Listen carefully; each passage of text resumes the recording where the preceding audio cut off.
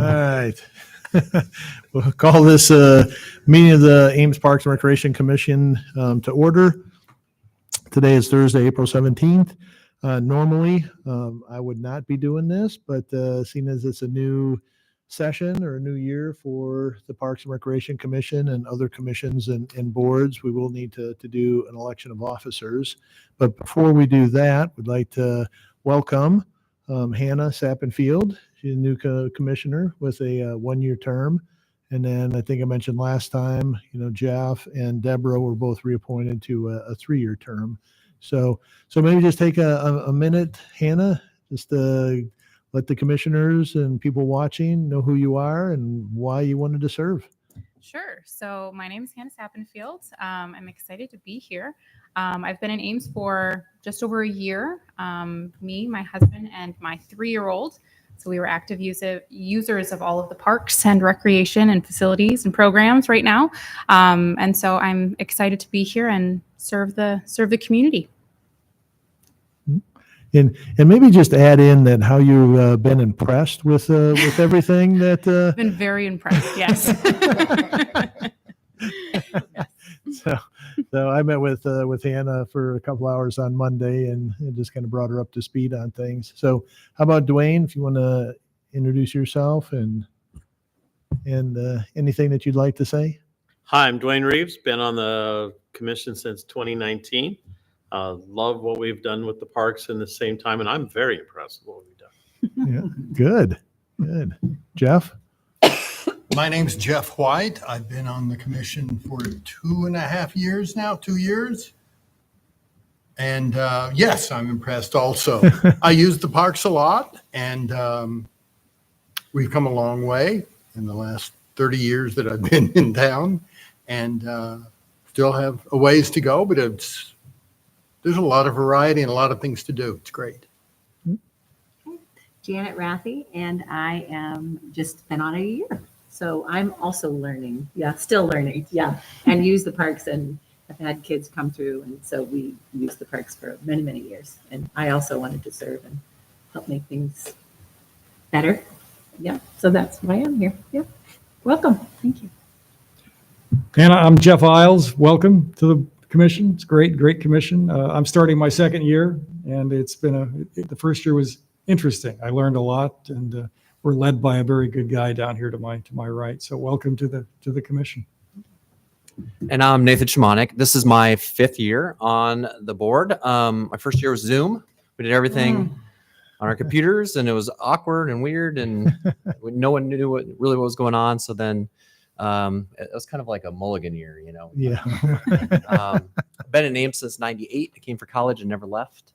Raised my kids all through the park system, from kitty kickers to, I don't know, a whole bunch of stuff. So the first time I ever used anything with the parks was I went swimming at the Gateway Pool when it was still there. Wow.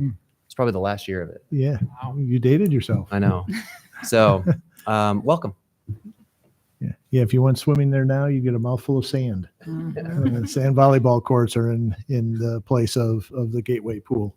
So thanks for taking the time, and yes, welcome, Hannah. Look forward to a great year. Got a lot of things going on, a lot of things that we'll continue to share and get direction from the commission. So with the election of officers, do need to elect a chairperson and a vice chairperson. So with the chairperson, I would open up the floor for nominations for chairperson.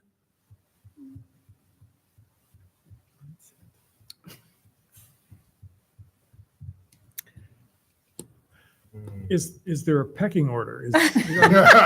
No, there's no pecking order. If somebody feels that somebody would make a good chairperson, go ahead and nominate them. The newer people usually work real well. We're looking to the elders. I thought And the people that have the more The elders, experience. Anybody want to do it? Would you like to do it? I'd be willing to do it. Yes. That sounds like I'm endorsing that. So just make a motion. Go ahead. Or I nominate. Full name. Nathan Shimonik. Yep. I nominate Nathan Schmuck to be our new chairperson. Do you need a second? I'll second that if you need it. All right. Are there any other nominations for chairperson? Not. Close nominations. Any discussion? I think you do a great job. Me too. Thanks for agreeing. Thank you. All right. All those in favor of voting Nathan as chairperson of the Parks and Recreation Commission, please say aye. Aye. All opposed, same sign. All right. Motion passes. Oh, And now you get the gavel. Now you can open it up for perfect. vice chair. Well, thank you. It'll be a privilege to serve the citizens of Ames in this commission. Thank you. First order for me, I guess, would be we're going to open up the vice chairperson nominations. I'll help you if nobody wants. So I second that. we have a motion. And it was way too quick. I nominate Dwayne to be vice chairman of the board. Second. So I'll call for a vote. All those in favor say aye. Aye. Same sign for if you oppose. And no one opposes. Dwayne, thank you for joining us. As I'm going to call your chief to make sure you're here, Eric. That's a good point. We'll move on. Number 4, approval of minutes for March 27th, 2025 of the Parks and Rec meeting. Move to approve. Second. And all those in favor? Aye. Anyone opposed? And it moves. It was easy. Next up, public forum for any item that's not on the agenda. I remind those at home, if you ever would like to come in, you can come in and fill out a comment card and bring things before the commission. And it looks like we have no comment cards. So we'll close public forum. Number 6, Ada Hayden Trail Replacement Project Update. Yeah, so the Parks and Recreation Commission is well aware that we're going to be, the plan is to replace the asphalt surface path around Ada Hayden Heritage Park. We have funds available for this fiscal year and also next fiscal year. We did $700,000 in each fiscal year to cover what we think is the cost, what would be the cost to replace that surface. In January of this year, we went to council and the council approved the hiring of WHKS to be the consultant for this project. They're a local Ames firm. They've done other public works, civil engineering projects for the city of Ames, and they've done a few other projects for us as well. So the whole entire goal of this project and replacing this path is to ensure longevity, make sure that this path's we're gonna invest the money, make sure it's there for a long time, that it's safe. One of the issues that we're dealing with now with the asphalt is that it's degrading. We're having some trip hazards, it's getting to be the end of its useful life. To reduce long-term maintenance or be cognizant of long-term maintenance to ensure that we're not constantly having to do overlays and those types of things. And then also overall, first and foremost is patron safety, user safety, and ensure that users using that path are safe. And so as a staff and after reviewing this with our consultant, we are committed to the surface being concrete. And so on April 1st, we held a public meeting. About 25 individuals showed up and gave comments in regards to what their thoughts would be and how do we ensure that patrons and users are safe. And so we had many ideas from, and the comments are in your packet, but many comments relates to having a physical barrier to separate bikers and pedestrians. Do we do a painted line? Do you do signage? What are you going to do about the willows? Multiple different comments about the park. And so we talked about those. We responded to those, and not everything is fully baked in regards to ensure user safety in regards to do we have a physical barrier? We have a certain amount of money to work with. More than likely, a physical barrier is not going to work. It's not in our realm right now. It's not what we're necessarily looking at. We did look at a marking, which I'll talk about here a little bit later. but going forward, one of the things that we wanted initially when we were going to this project, one of the things that we talked about was, is there a way that we can keep a portion of the path open during the project? And so we laid that out there with our consultant. The consultant reached out to a couple, at least one contractor, and a contractor came back with some initial cost estimates. Our plan for construction of this park, or for this path, is to take the existing asphalt, mill it, grind it up, and use that as the subsurface grade bedding for the concrete. So the cost of bringing in the mill can be quite significant. And so the option, let's just say option one would be to mill the entire surface, including the path to the Harrison parking lot, the paths that go to Edgewater Court, and the Stonebrook path would be alternates based on bid price. The second option would be to do the project in phases to ensure that there's a loop or a portion of the trail open at all times. So we discussed both options with the consultant, and we received feedback from a potential contractor about that. And it's outlined in your packet, but option one, so we'd close the entire trail during the construction. The expected timeline, with obviously weather dependent, would be approximately 5 to 6 weeks to do the project from start to finish. Okay.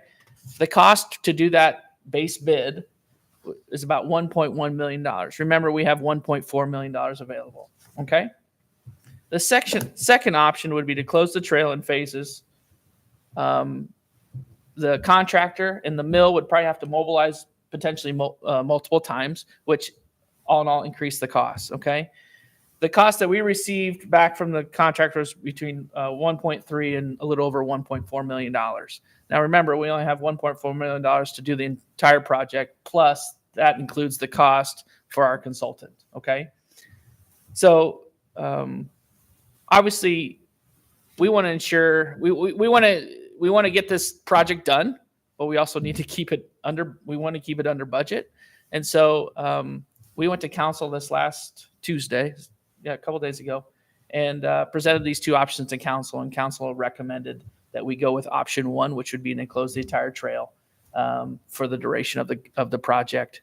We have $1.4 million if we do this project, and it comes in what the contractor is potentially going to bid the project at. We would have enough money, and we totally understand that. Obviously, we're going to have to do some communication with the patrons on what we're going to do, and that could be, we could receive some feedback in regards to that, some negative feedback.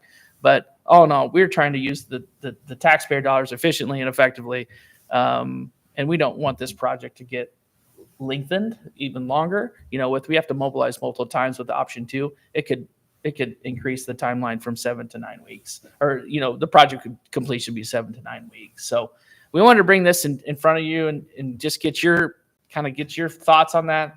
Obviously, council has recommended, but we also want to hear what your feedback would be. So, Keith, what did I miss? Yeah, I think maybe just a couple of things. Also, as far as option one, with closing the trail, what we had told council is that when we have pre-bid meetings with potential bidders, and then when we have a pre-construction meeting with the successful contractor, successful bidder, what we will do is we will be stressing to them that we will close the path. They'll have full access to it, but we're really going to push for them to try to get maybe that north loop open, even before everything is complete.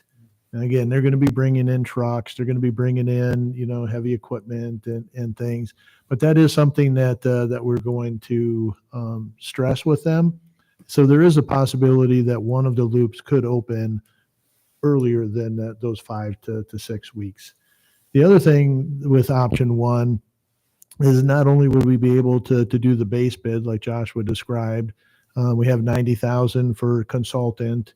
We would also be able to do the alternates if prices come in, and we would still have about just over $100,000 for a contingency as well with option one. With option two, like Joshua said, the fact that we already have 90,000 committed to the WHKS, it only leaves, 1.31 million left, and the base bid under option 2 is 1.4. And the other thing with option 2 is once contractors leave the site, we may want them to come back next week, and they might have started another job, and they may not be able to come back as soon. So that 9 weeks could go to 10 or 11 or 12, depending on how quickly they can get off of another job. They are definitely not just going to sit around waiting to be called back. They're going to be using their equipment and their labor to get other jobs. So like Joshua said, we did take this to commit or to council. They did direct staff to bid the project with option 1 to close the trail. So really the information tonight is more of a for information, for you.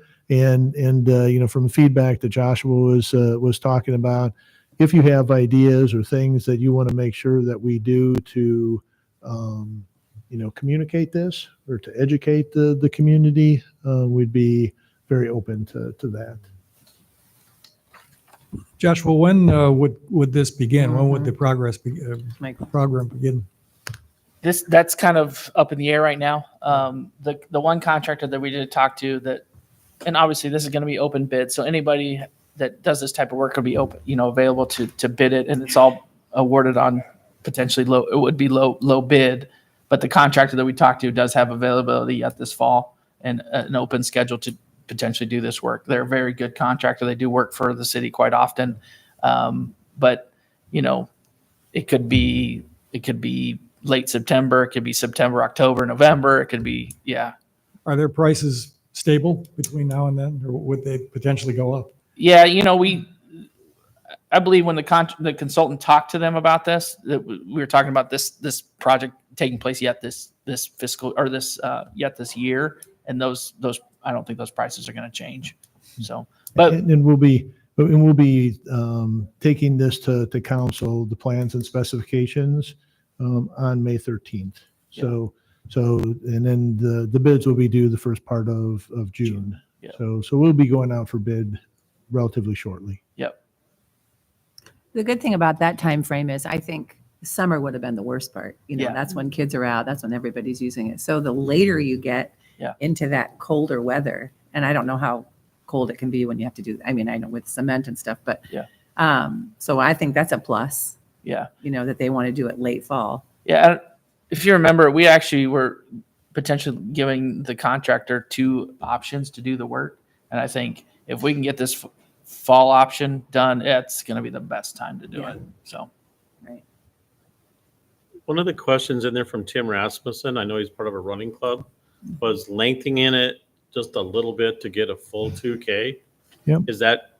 It's a 5K. Sorry. Geez, Yep. I'm thinking well, I was going to say 2K. We're done. we got 5K. it. Sorry. I think it would probably be best to reach out to Tim and totally understand what he's saying, because a few years ago we actually had it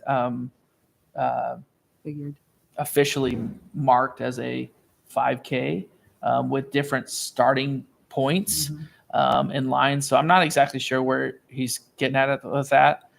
So we can reach out to him and talk about that. Because doesn't the triathlon call it a 5K on theirs? Yeah. Yep. And they have it's an official 5K. So I'd seen so- that, and I thought, are we missing something, or Yeah. is there a So- place we need to fix? Yeah. So with some of his comments are, in some cases, if I remember right, we might have had a little bit of an overlap. Yeah.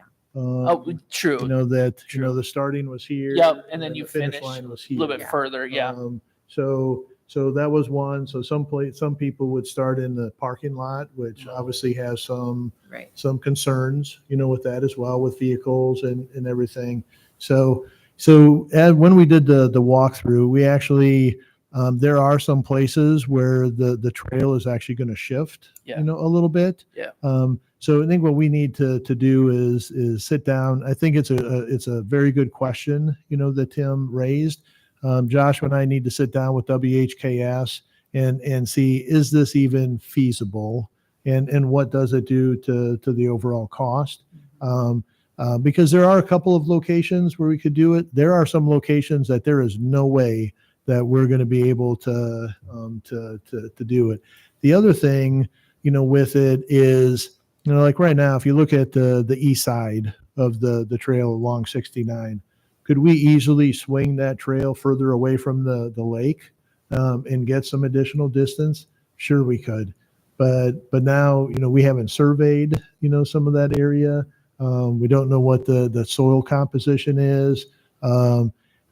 People do like being closer to the lake than further away from it. So we can serve one group, and we may wind up, alienating another group. So we really, it's a great question. We just have really had no conversation about it at this point, but we will, and we'll see. It might be something that can easily be done. And then, it may be one of those things, is an overlap really that big of a deal? Well, and then also to consider is that there's not too many official 5K races that we have out there every year. It's actually, the number has actually declined over the last probably 5 or 6 years. I have no idea why, but we need to take that in consideration as well, as like how much is it actually an official 5K. So something that Keith and I will discuss. And I have a question about water coming over the trail from the west, so over on the northwest from the side. wetlands, north. Yeah. And it can be pretty deep at times. Doesn't last real long, but it can be ankle deep in many places. Is there any change in provision for that? So this new path that we're installing will be approximately 5 inches higher than what this current path is now. Is that going to alleviate it? We probably not, and it may reduce the water. But like he said, we have to look at all of our options in regards to cost. Some of that we do understand that there's some areas that need drainage. It's either going to be addressed through this project, or it's going to be addressed by potentially city staff over time. Obviously, like I mentioned earlier, user safety is the utmost importance. And sometimes when that water continues to stay over the path, it gets mossy and can be potentially really slick. Do we need to spend a bunch of dollars to put a tile under that area? I don't think that's probably going to be in the cards, but we are looking at, okay, is there ways that we can alleviate some of that? Okay, thank you. Yeah. When we look at Ada Hayden, and one of the comments said it's really the crown jewel of our park system, and it is. Everyone has an opinion because we all enjoy it, and I really enjoyed reading the comments from the citizens that went to that meeting. And I think you really hit it on the head when we have to address, are we serving everybody or we're serving most? If we put 2 paths out there and it's 35 feet wide and there's, separation of bicyclists and pedestrians, that's really going to detract from our system. I think we can absolutely share. It's going to be safe without curbage. I was just up there last week in light of this meeting coming up, and I ran the 4 miles around. And it was fine. Was it a meter off here or there? It ultimately doesn't matter. And back in the day, hosted a couple, charity 5Ks, right? Yeah. And that was part of that, Yep. big boom of 5Ks that were there. And, when people are out there walking for fun and raising money, do they really care if it's a couple meters off? No. Right. They're there to support their charity or whatever they're doing. Yep. So yeah, I think everyone has an opinion about how to best serve all of our community because everyone enjoys using it, us included. I'm sure we're all up there all the time. And I really do think getting it done as quick as possible and just shutting it all down probably is the best thing for everybody. Yeah, and there's I should mention too that, and you can see with some of the comments, people don't, if they're a runner, a jogger, they don't like the concrete. I was at a meeting last week and somebody came up and very nice, said, can you do part of the path in asphalt? Can you just do the whole thing in asphalt?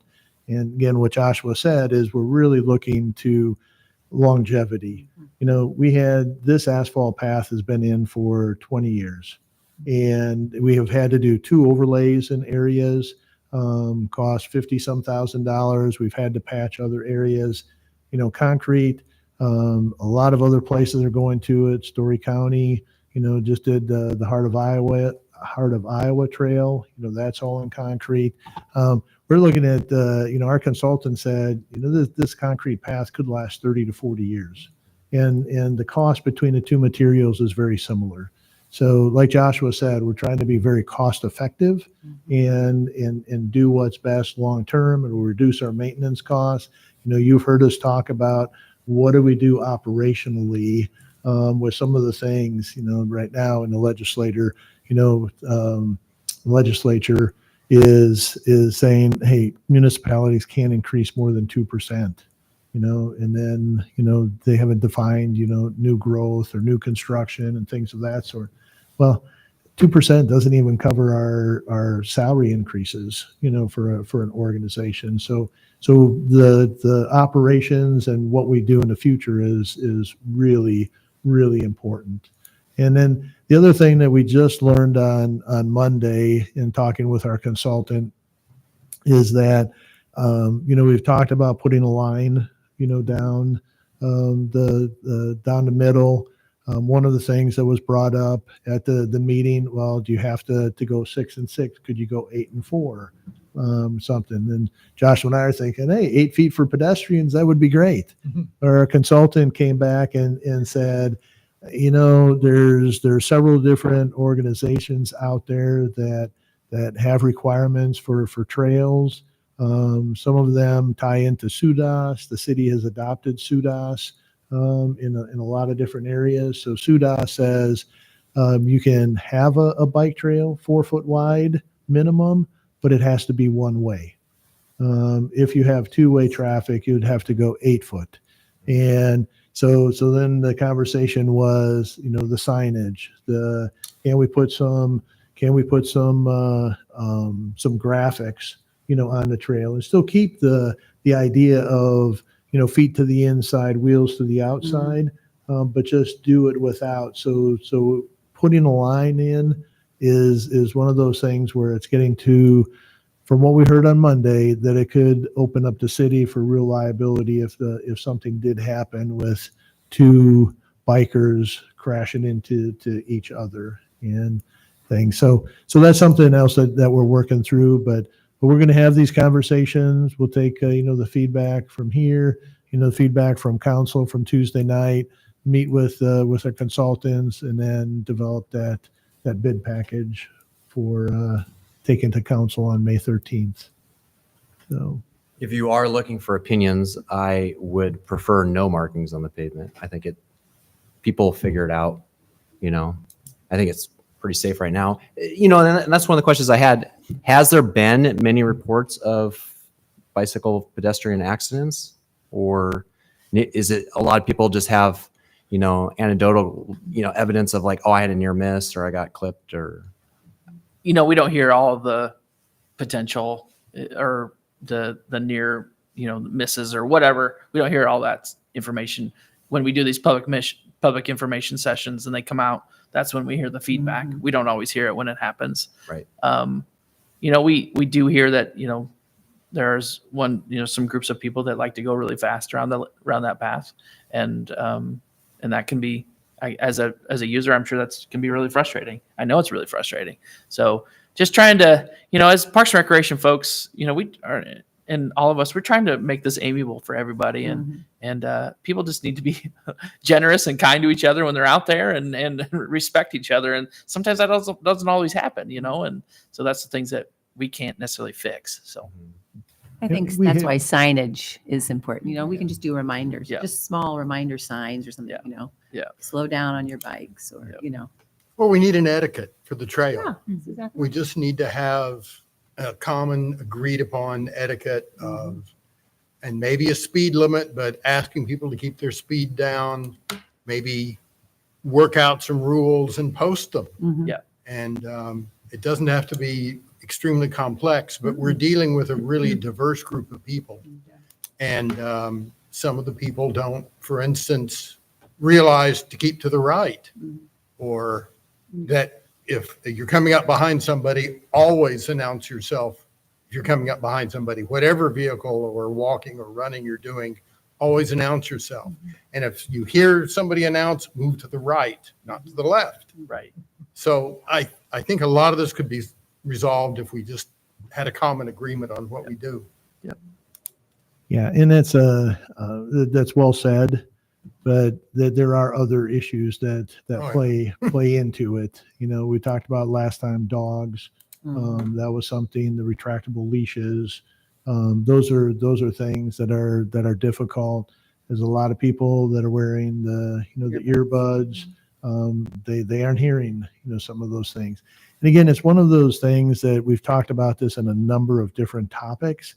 Is that it's generally a small portion of people that are causing the issues. And so this will tie into the next topic on the agenda when we get to policies and some of the feedback that we got there as well. But this is all good stuff. Yeah. I do have one more, and maybe you already addressed it, so I apologize. But as we look at construction and keeping our users informed, for safety, is there going to be lake access, fishing access continually through that, or is it going to be closed off with no access when nobody's doing construction? What's your vision for that?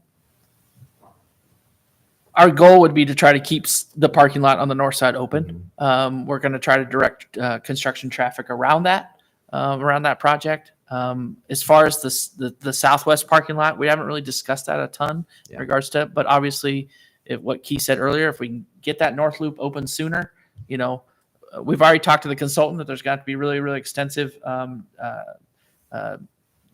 signage and blockages to ensure that people do not get. That's going to be really crucial that people don't get around in this project and if they don't adhere to the rules and stuff while the project's going on. But yes, we want to try to keep the lake open as much as possible. Sounds great. And the And it Upland might- Trail will still be open. Yeah, the Upland Trail will still be Yeah. open. Exactly. Hyde parking lot will still be Right. open. Yep. Yeah. Now people may not be able to go to their favorite fishing spot, Yeah. but they can access the boat ramp Yep. on the north side. The canoe Kayak kayak launch. access will be available. So if they have those modes, or they can go out to Jack's and rent a kayak for a day, they can get to some of those different areas. Yeah, you're right, Janet. Upland Trail will be open, and this, we mentioned this to council, that this is a real opportunity for people to go and try different trails. We've got a great trail at Moore Memorial Park, East River Valley, Munn Woods. There's almost a half-mile trail around Innis Grove Park. Yep. You could do a loop, through Innis Grove, down the stairs, along the Skunk River, come up by Carr Park, and then you could reverse. And try Or the new agility course. try the new agility course. Yeah. So there's but part of that is us educating the public that, hey, there are other options, and is it ideal? No, but we've heard it from you. We heard it from city council. Hey, let's kind of rip off the Band-Aid, close it down, get it done quickly, and then open up as quick as we can. Any other questions for Joshua? Is it beneficial to just shut it down completely? Do some fish restocking and restoration, how we've needed to do. I know we've been kind of piecemealing the restoration, but just to say the whole thing shut down and let you guys get some work done that you've been wanting to do. Yeah. Keith and I haven't talked about that. Because the people that are going to need to fish, they can find some other places. Yeah. I mean, it's a great place, but if you could provide a better habitat for them, the long run. Yeah, and maybe I mean, that Joshua can talk about what the Ames anglers and the DNR and our staff have done 2 years in a row now. Yeah. So I think I've actually had DNR officials, and it's not an offense to us. It's just that gravel quarries are very difficult to grow. They're terrible fisheries Yeah. for the most part. We can put as much fish habitat in there as we want, but unless we don't have any bedding areas for the fish to lay their eggs, because they can't lay eggs on a steep slope. So that I don't think we're gonna fix that. In regards to the habitat, the best time to do that we've worked with is in the early spring, right when the water comes out, or right when the ice comes out. We can get that in there, get it done. Not saying that we couldn't add some this fall. It's just, timing of everything that we have going on. And then also in regards to your comment or question about closing the entire park down, to be able to do that. And then one of the things that we get feedback on is like, hey, you say this project's going on, but I see nobody working. Yeah.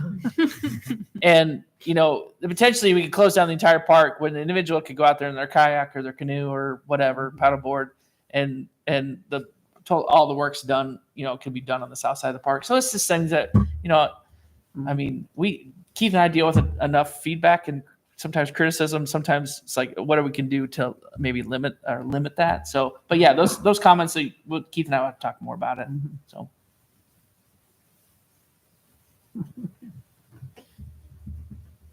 Okay. Any other discussion?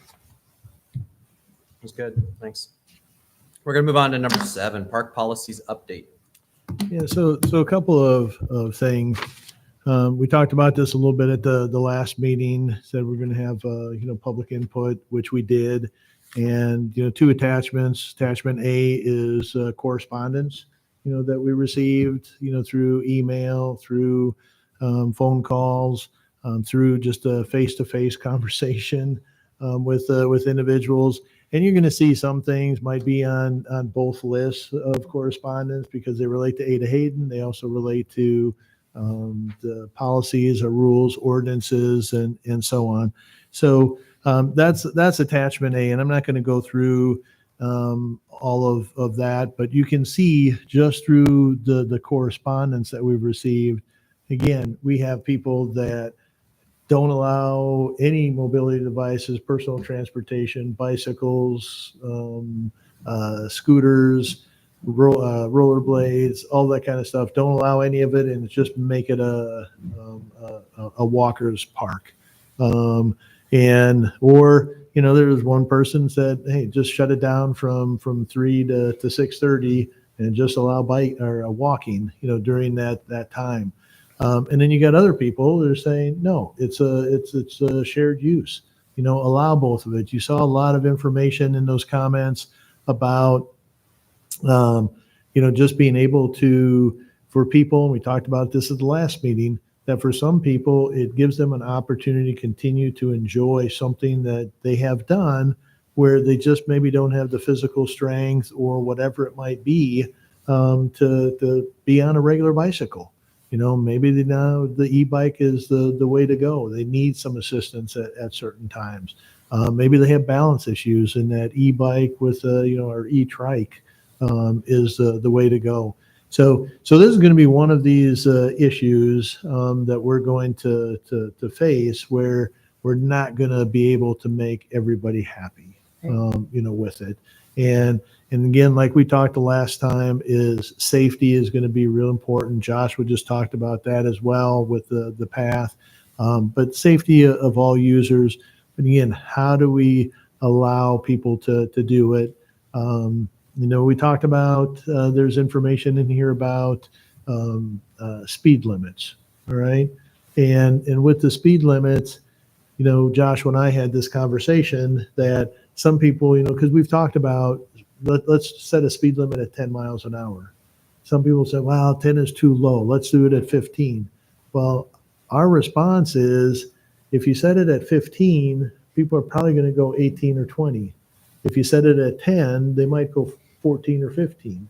So you might get that, and then you get a lot of people that will go stay within the 10. You might get some people that are going a little bit higher. So sometimes we have to we may have to do something that's maybe artificially low because people are going to go a little bit faster than what they normally do. But so those are some of the comments in attachment A. Attachment B is really what we did and kind of talked about with the presentation we kind of went through, described some of the issues that we've having, same issues that we've talked about here. And we've, staff has communicated with commissioners. We shared all of that. And then what we did is we just kind of asked for feedback, and we kind of broke it down into some different areas. So you can see some of the feedback from the personal transportation, devices. And I thought even that first comment about technology, 15 years ago, you really didn't see e-bikes. But it explodes, and it's the coolest new thing. And again, what we just talked about, it provides an option for people that maybe thought, hey, maybe I can't bike anymore. It's just not going to be possible. So those are all good things, getting people into the parks and on our trails and so on. So, but we've got to keep changing to keep up with that, and maybe institute things that if we start having issues. I'm not going to go through all of those things. Most of the people at this meeting, and Jeff attended the meeting. Most of the people were, well, I think there was one person that initially she was in favor of banning e-bikes.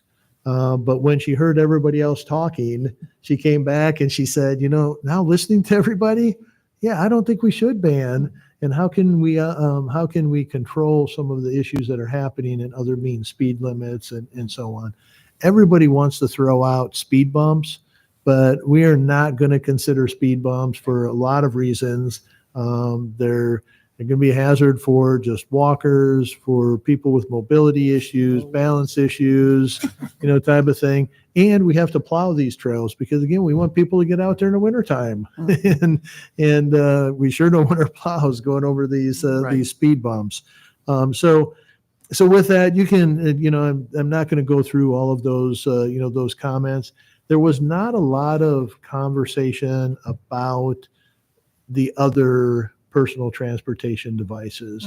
There weren't about the skateboards or longboards, not much about the roller blades or the one wheels or the scooters and things. Now, you did see in the correspondence, I do want to make this clear to everybody.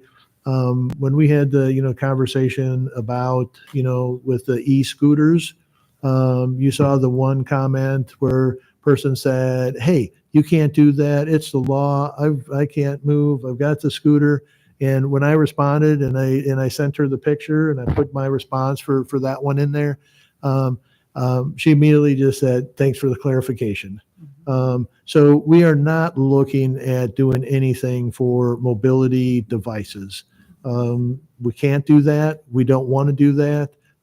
That's how people get around. So it's the other things, the voluntary types of devices that people can either use or not use. That's what we're really, looking at. So we thought that was kind of interesting. Just one question about park hours. That was another topic. Is it why do we close at 10:30? Well, we are adjacent a lot of houses. We're adjacent a lot of neighborhoods, and people have young kids. People have to get up early, and we don't want a lot of activity too late into the evening. And with our community parks, if we were open until say, hey, you can go in there anytime, I'm sure we would have a lot more, police would have to go into our parks a lot more because there's parties going on and things of that sort. So it seemed to be satisfied. We did talk the unhoused and some of the issues. There's one comment in the correspondence regarding, hey, if you're really going to enforce no camping, which we don't have a no camping ordinance, but we have park hours. So if somebody's in the park after 10:30 p.m., police can go in there and say, hey, you can't be here.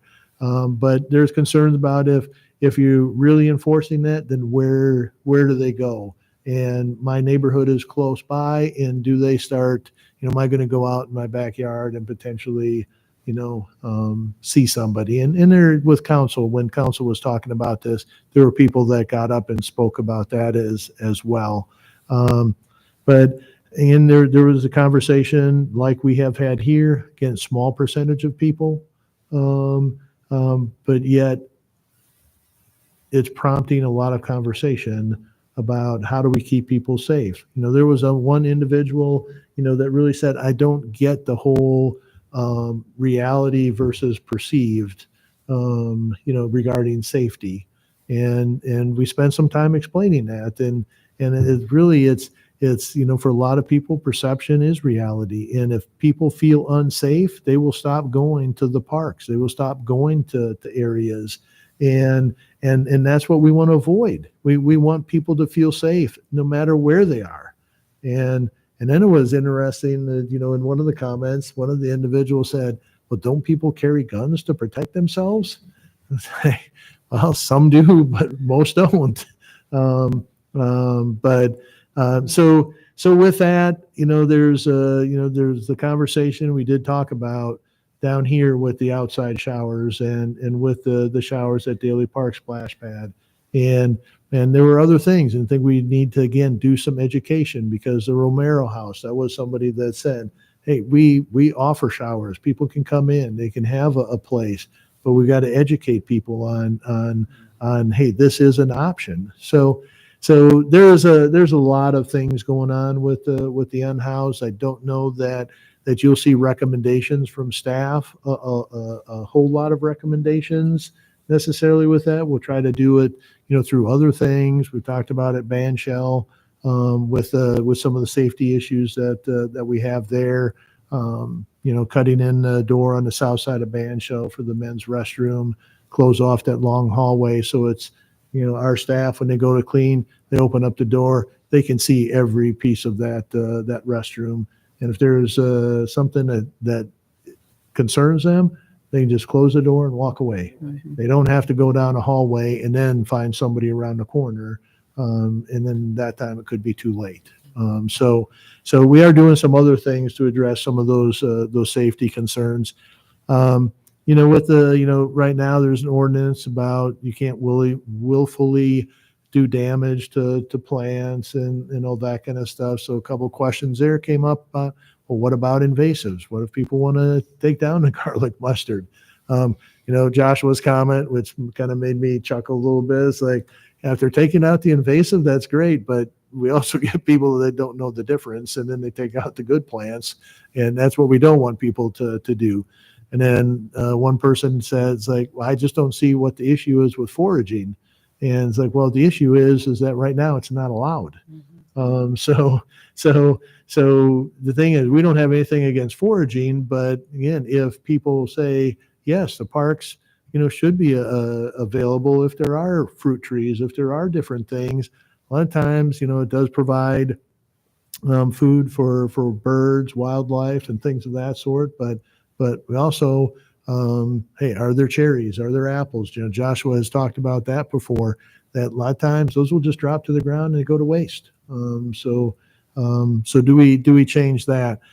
Safety, fireworks, we don't have that listed. There is a city ordinance, but we don't put it on our park rules page and ordinances. We probably should do that so people can see it, right there. But we may, and I don't even know that we can say no fireworks in the parks. Right. I don't know that we can do that, based on state law and how it's written.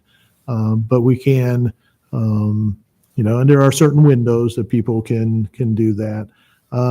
Trash, most of the trash questions were not necessarily related to the parks, but with that, so we got some. I think there's on some of the bigger issues there was some good feedback.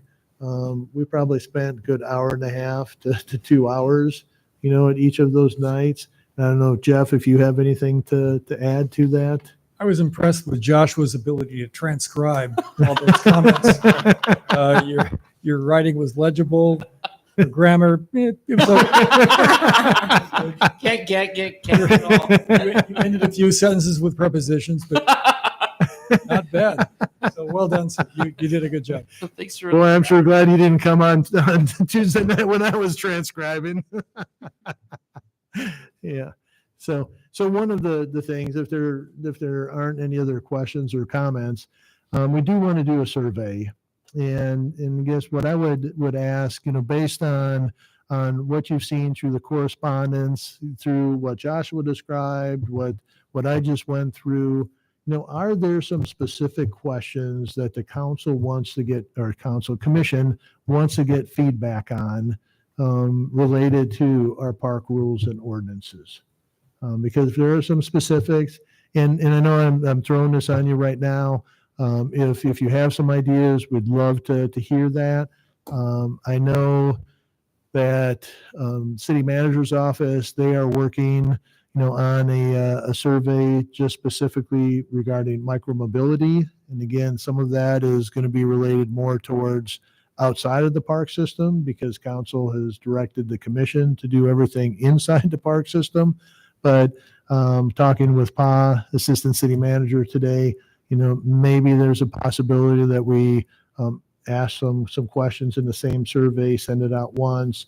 But so any thoughts, and you can always send me some thoughts for questions in the next week if you think of something. So any thoughts or comments on information that you'd really like to get from the public for survey questions? It's a speed limit question is an interesting one. We could argue both sides of that all day long, but it might be interesting to see what people think about a maximum speed limit for bikes, e-bikes and others on these trails. Yeah. Do they have speed limit? Does your bike? I have an e-bike, a brand new one, but I haven't used it yet. Do they tell you how fast you're going? If you, I'm Some sure. do. Oh, I was going to ask the same thing. Like, So do if you we're know? talking e-bikes, but also just in general speed limit, I mean, I don't know how fast I'm going on a regular bike. Yeah. Right. Right. Or like a scooter. Like I haven't Right. used the e-scooters or any of those. I'm curious how many actually have a Yeah, speedometer you have can a look at. speedometer on them. Yeah. And I don't know that all of them, have them. My bike, I don't have a speedometer on it. Some do. So I know one thing that some people have suggested is, like up at Ada Hayden, putting those, speed limit signs.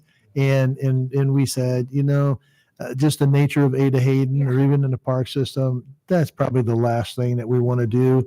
And one of the concerns that people brought up with that is, if you put those in, they have a fear that people will try to see how fast can they go. Mhm. And then it'll just exasperate the problem, other than that. So, but it is, and this is something to think about too. And when we ask questions, well, what would I give a good example as, like say park hours, with it.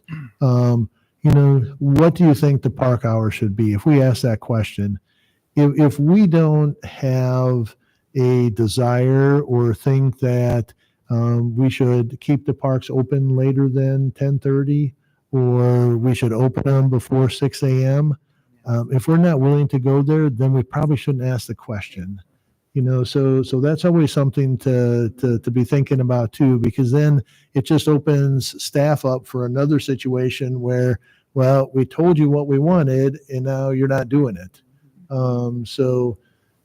But that's always a tough thing as well. I might add that the people that are probably going too fast probably have a speedometer, Yes. and I'm pointing at myself. So, maybe those that don't have one never have to worry about speed limits. But my sense is the people that are going too fast are generally those that are aware of their speed. Yeah. So here's your chance to get back at them, Joshua. You got any good, any feedback? How fast can you go? What, do you go 10, I try. 15? Oh, Oh, that would be slow. That would be slow on a regular bike. yeah. But the good thing about Ada Hayden though is it's windy, so you can't go real fast. And of Yeah. course, you want to be respectful to other people on the trail. I think that's what we're talking about here Right. tonight. Right. So you've got to ride to the level of the conditions. Mhm. And if there are a lot of people on the trail and you want to go fast, you probably shouldn't be there anyway. Mhm.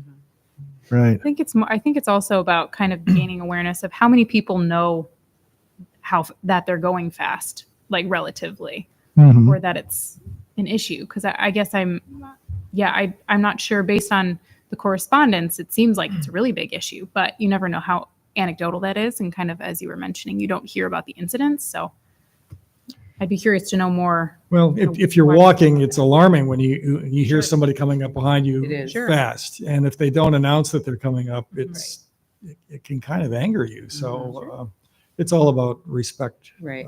Yeah. use of the trails.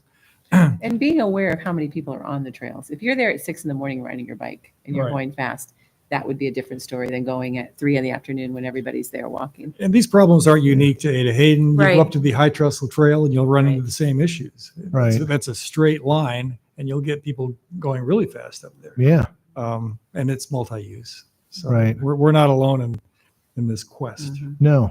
No. Looking at the comments, the big two, I mean, this is nationally what every community is dealing with right now. And the two things are, electronic bikes and devices and homelessness. I mean, Yeah. it's the exact same thing that we're all trying to figure out. And communities that have overcomplicated local laws with kilowatt hours and weight and pedals or no pedals, I mean, it's really coming out, it just doesn't work. And really, really simplified speed limits, because it's not how fast they're going, it's the difference. You got 3 mile per hour pedestrian and a 20 mile per hour bicycle. That's the problem. If you put 10 miles an hour, Speed up walking. then it's Correct. 3 to 4 times the speed. Maybe that's Speed up. doable. Yeah. Doable. It's hard. Yeah. But I think a speed limit probably is pretty usable because it's not overly. Right.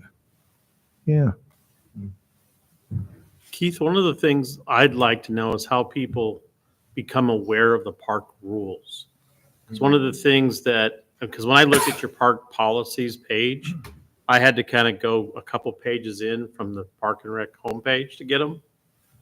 And they're very limited. I mean, you guys have done a good job of, some of the no's. But if you look at them, you go, these make sense. You kind of say, can't ride your bikes in mud woods, things of that effect. And then we start getting into the weeds on, are you going 12 miles an hour, 15 miles an hour? Hell, who knows how most people. Right. But what you currently have is good. There probably could be a little bit more bolstering, but what we don't know is what the city ordinances tell you can and can't do. Right. But how do people become aware of these rules? Yeah. That's a good Because question. there's some things in here. I used to joke with Sarah because in the past I always thought you never could ride bikes in certain places, and it's not true. It was just something somebody told me, you can't ride your bike there, and so I never did. Yeah. And then I find out, no, that's actually a bike trail. So it's like, oh, come on. But Yeah. when I look at that, is how do you find them? How do you become aware of what the park hours are? How do you become aware of what you can do in shelters or not do in shelters? Yep. Yeah. So, and right now, what we have shared with you in the past, we kind of had that draft of what we want to do, just a format of our park rules. Yeah. Because what you're probably looking at don't have the ordinances on them. No. So what we just the one shared, smoke-free. 2-3 meetings ago, we haven't put those on there yet because we really haven't, a commission hasn't adopted anything, but we'd like to do it all at one time. But we have taken now all the ordinances that pertain to the parks and we put them on, and it's now park policies, is what it will have. And it'll have our park rules, and we'll have our ordinances, and it will list what the section is, where you can find it, and so on. But that's a really good question. How do people know? Because I kind of thought I'd go to the main Park and Rec homepage and it'd be glaring. Here's your, here's how you use our parks, and not necessarily use it as that smack their hands, but show them, like an orientation to our parks. Yeah. Like Jeff says, stay to the right, announce yourself. Some of these good, they're not really rules. They're just, Common. good practices. Right. And that Yeah. can be part of the orientation. And then you get And down to the signs. point, like, here are the rules. And how about signs like at Ada Hayden by the shelter, or when but it's like when you go to the pool and they have the rules up. Yeah, the pool. Mhm. Have the rules up so you can see what you can and can't do. Especially our major parks. Signs can be tough Yeah. because like take Brookside, for example. Yeah, How many different entrances there are and Yeah. how do you think, so those are all the things that we think It is about all true. the time. Yeah. but there's always one main, True. like it's where the parking lot is and True. it's where where you come into Brookside. I mean, The yeah, shelter makes a lot of sense. right, by a shelter or the bathrooms Yeah. but then of course you get graffiti and all that stuff on your side. So any other questions that you'd like us to ask? And again, you can think about this and email me if you have some other thoughts. There was a comment on the documents that you sent over regarding dogs and dogs on leashes, and I'm not sure if there was previous discussion about this that I'm missing out on, but I think additional feedback on that would be helpful. I know the commenter also asked that staff reach out to some kind of dog training type of the organizations or individuals to get more information, but that would be helpful. Yeah, no, that's a good point because it didn't come up during our public input meeting, but it did come up, during, and Tam brought it up when she was Right, here at last our meeting. last meeting with it. So yeah, that is something we could ask some more. And she was talking about dogs off leash. How far could they go? Yes. Joshua and I have talked about, in certain locations, do we say no retractable leashes? And keep them close. I was just on my way down here. There was a individual. She was walking her dog. She had kind of the whole chest harness, type of thing. And a jogger was coming towards her, and she stopped, and the dog stopped, and I think she had the dog sit down or do something, and as the jogger came, then she started walking a bit, and the dog was well behaved.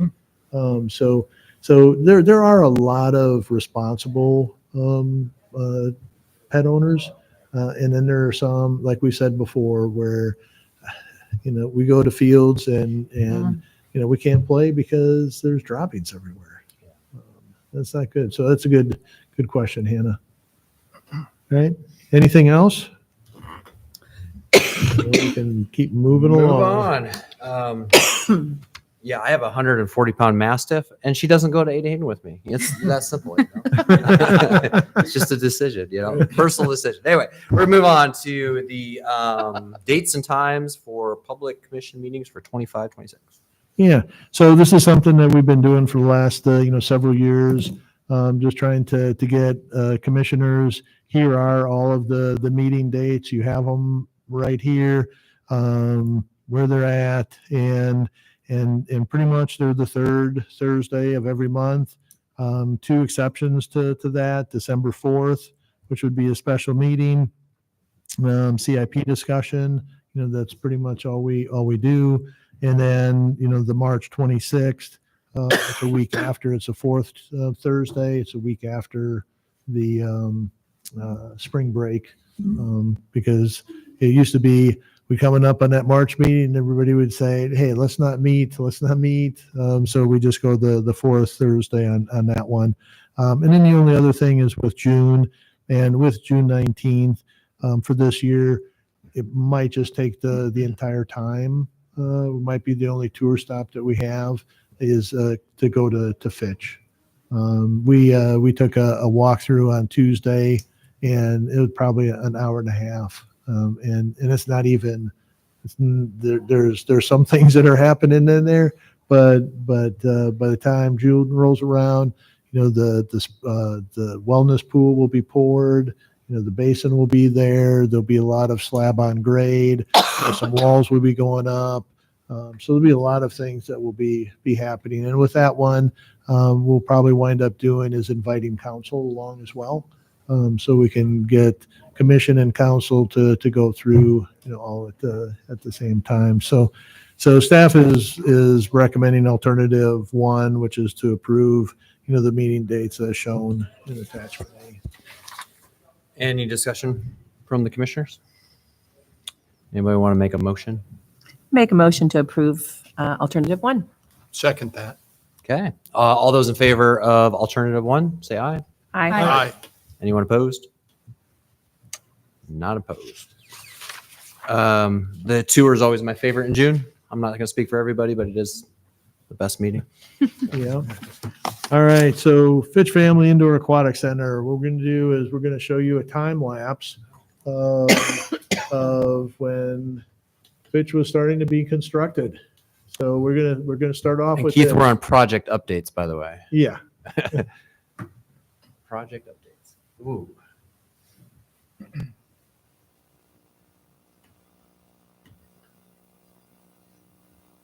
Yeah, we wish it would have gone up that fast.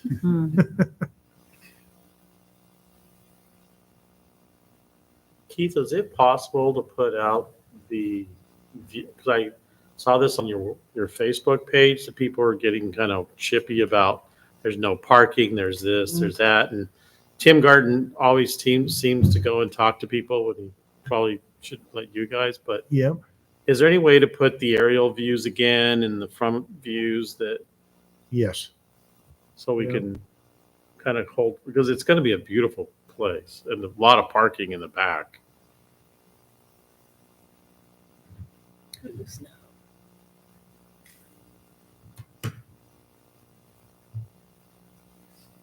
And now they're putting the non-natatorium walls on. And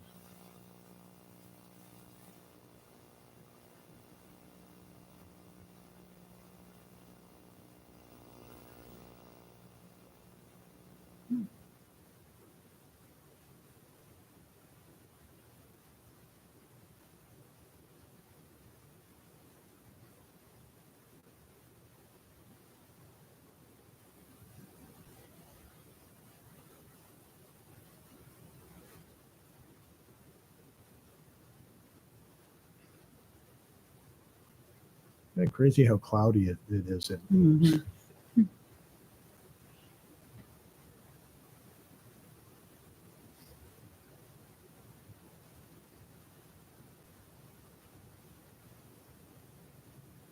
you kind of get the idea that it's kind of neat watching, it go up and everything.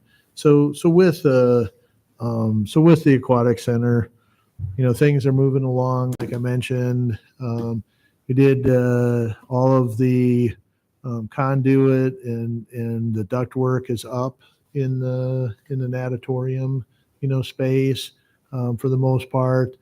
They were in there on Tuesday. They were putting a second coat of paint, up on the ceiling, covering all, everything. They were still working on the roof is all done. We went actually climbed up on top of the natatorium, and that roof is all done. There's some metal work on the edges, flashing that they have to do. But then the lower portion, the non-natatorium spaces, they're still working on some of those areas, but the roof is all on. They're just kind of finishing things up. And really now they're getting into, like I said, with the wellness pool, they actually have it dug. They have the gravel in there. They start having the vapor barrier is in some locations. And by the time we're in there, that whole thing probably will be poured, should be poured. They're going to be starting here coming up in May. They'll start digging for the lap pool. And so we'll be able to see that. They're putting in the slab on grade. You go in there and it was funny because one of the comments that the superintendent said is like, and here is our PVC farm, because you got PVC piping just growing out of the ground everywhere.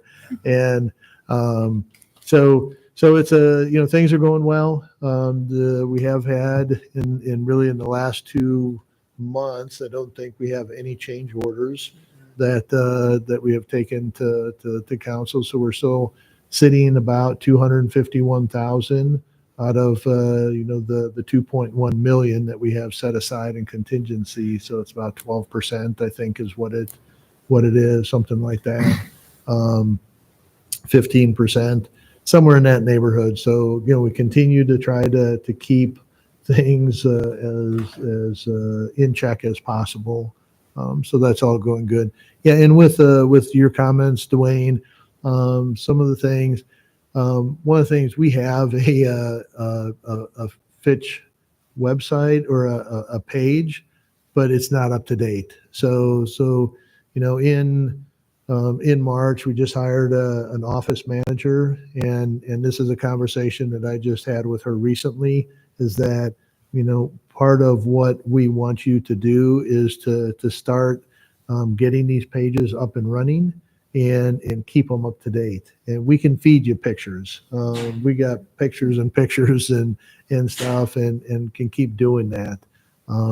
But it's so interesting. People, say, hey, it's cost too much. We won't be able to afford it.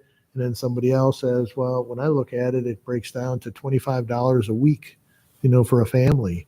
What can you do for $25 a week? But it's back and forth. So we're going to continue, but we need to do a better job. I agree with you, Dwayne. Better job of getting that information out there so people can see it and so on. And Well, we have some really nice pictures that you guys put Yeah. together at the very beginning, and it shows the parking, it shows the bus stop, it shows how it's all oriented, and it has a great picture for it Yeah. for people to. I think they kind of forgot about, even out here at Shanker Plaza, what your plan is and that vision is, and yeah, that really helps kind of cut through some of the complaints that. Somebody says, "Well, we all going to park on Lincoln Way," I think is one of the comments. yeah. Yeah. Yeah. And for those watching at home, we do have 120 parking spaces to the north side of the building. And we spent a lot of time working with planning and housing and with the code requirements and everything, and looking at what our peak times are going to be, and is that going to be enough? And planning cleared it and said, yes, you should have enough parking spaces. Will there be times when there maybe isn't, maybe a special event or something along those lines? Maybe, but for the most time, you never build parking for that one time where you need 500 parking spaces. You build the parking for what is that norm. What are you going to need most of the time? Again, that's just effective use of dollars and things. So that's what we try to do. But I agree, we need to do a better job with that, and we will. So any other questions about Fitch? Yeah. So the next one with the Stephen L. Shanker Plaza. So plant materials should be coming up. We talked about this last meeting. The hydro seeding, getting that going should be coming up here pretty soon. Did have the fountain tack, I think is what they are. Yep. They've tested some of the sprays and things. We have not been trained on that aspect, so that needs to happen. The ice, with the ice ribbon, we were finally able to get together with Henkel Construction on Tuesday, had a conversation about the ice. And this is the first time we were able to talk about the Terracon report, when they did the ground penetrating radar and the surface elevations and so on. And we had some good discussion. There were some things that we discussed. There's some proposal out there. Henkel is proposing a certain product.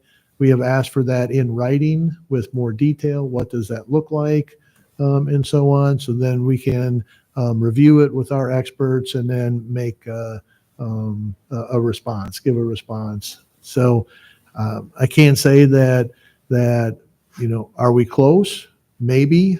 Will this, still continue to go on for a while? Maybe. And I just do want to let people know, this is not from city standpoint, from Henkel standpoint. I know the commission, the council, residents, everybody is frustrated, with the progress and things that are going on. But we've talked about this before. What we want is the city wants to get what we paid for. And that's really the bottom line, with it. We have a right by law to be made whole. And that's kind of, this is what we paid for. This is what we should get. And that's where we continue to have these conversations. So, once I know more, I'll let you know more. But that's where we are right now with the plaza. Okay. I can't remember. Are you opening any of it up? So we've had some discussion, and that's something that we will most likely at some point. They talk to commission, the council is probably going to need to make that final decision. Do we open up? I know we have talked before that if we were going to open up, we aren't going to do it until grass is established, plant materials established, and things, because it'll just be a mess. But then, what do we do with the ice ribbon if that situation hasn't been resolved? Most likely, if we were going to open the rest of the plaza, we'd probably be putting a fence around the ice ribbon and keeping that off limits. But no decision has been made on that. We are having discussions, but no decision has been made. So good question. Agility course, you want to talk about that, Joshua? Yeah. So Caliber Concrete, there's continue to make progress on the agility course. I talked to them today, was out on site. They've installed on all the underground drainage. They're starting to form up the pad for where the agility course equipment is going to be installed. Next week, they're planning on, if everything goes right, looking at the weather, I don't know if everything's going to go right, but anyway, we're going to be hopeful that they're going to be pouring concrete for what's going to be under the surfacing. And then what they do is they leave out certain cutouts for where the equipment is going to be installed. So the equipment installer is currently in Pella. They have a project that starts here the first week of May. It's supposed to last around a week to 2 weeks. So middle of May or so, we should see equipment going up if weather behaves at the agility course. They're going to be pouring the footings for the shelter. The staff is going to be putting up the shelter. So hopefully by middle of June, that project will be pretty much hopefully wrapped up and done. So with the Daly Park splash pad, we're still trying to get out the RFP for all of the equipment and installation. But we have pretty much finalized. We actually are going to the development review committee next Wednesday regarding the plans and specifications for out at Daly Park. And what we're hoping to do is with that project is taking that plans and specifications to council on May 13th. And I'm going to circle back to this and a couple other projects to kind of give you an idea of what we're trying to do. So, but let's just say with the Daly Park splash pad right now, with the latest cost opinion and what we have budgeted, we are anticipating some savings with that project. We talked about the Ada Hayden Trail project, with that one as well, we are anticipating some savings. All right. With the park maintenance facility expansion, this is a project that Joshua and I were talking the other day, and we kind of likened it to Homewood with the clubhouse, where we started off with 300,000 and went to 500, and then we went to 750, then it was $1 million, and then it wound up being about $1.4 million with it. So this, we started off, we had, I think, 500, and then we added some more, and then we were at about 700. And then, right now, that's about the funding that we have. But the cost of this is probably about 1.3, 1.2, somewhere in that neighborhood, 1.2. And we're still trying to nail that down. But really with it is we do have some alternates built into that design, into that bid, but we're going to be taking that on May 13th as well. Ada Hayden will go on May 13th as well. So with this one, we really want to get the alternate, increase the size of the cold storage building. We have a base bid and then we have an alternate. If we can do the alternate, we can house all of our equipment and our staff in one location. And that really will help us a lot. And there's room for additional growth. And we'll be able to then take down some buildings that are in the floodplain, are buildings that are, beyond their life, and, which, if we have to keep them, there's going to be some additional maintenance in the near future here as well. So with those three projects, Ada Hayden, Daly Park, and with park maintenance facility expansion, we're taking them all on May 13th. And what we're going to be doing is they will all be part of one council action form. And we will have the three different projects. But then the reason that we're going to do that is we think that the savings on two projects will be enough to cover the shortfall on the third project. So we want to lay this out, to council all in one at one time. And then what we do is when we get the bids will all be due at the same time. So then we'll have to have a hearing at council. We'll have to report the bids. The same thing, we'll do one council action form for the hearing. We'll report all three projects at the same time. And then hopefully we can say project A, project B, the savings from those two will cover the shortfall of project 3. So that's what our thinking and our method is for those three projects. Now, we also have, potentially with the agility course, that's moving along. We could wind up having some savings on that project as well. We have some contingency. We haven't used it yet. There might be a small, change order that we'll need to deal with. But we also have the mini pitch, which which the city council did approve the naming, rides for the Friedrich pitch. So thank you to Kurt and Cindy Friedrich and their team. And with that, that project is going along well, and that should be done. Right now, they have all their concrete poured, and the Musco is going to be having their equipment, the fencing and everything delivered by right around March or May 1st. It'll take them a couple of days to install that, and then they'll go ahead and they'll do the acrylic surfacing on it. So that project potentially could be done sometime in mid-May with it. So we've got some ribbon cuttings coming up, but there too, we could have maybe $40,000 savings in that project. So it's really trying to piece. We're really trying to piece a lot of things together to get these projects underway. Is what we're trying to do. So any questions or comments about any of that? Mm-hmm. If you guys want to help us, we got open arms. You can come and do whatever you want. It's a lot of projects to juggle. It is. Yeah, and that's not even, Josh, we're looking at our whole list, and we were thinking about giving you an update today. But we have to do a little bit more work with it. So hopefully in May, what we can do is we can bring you that.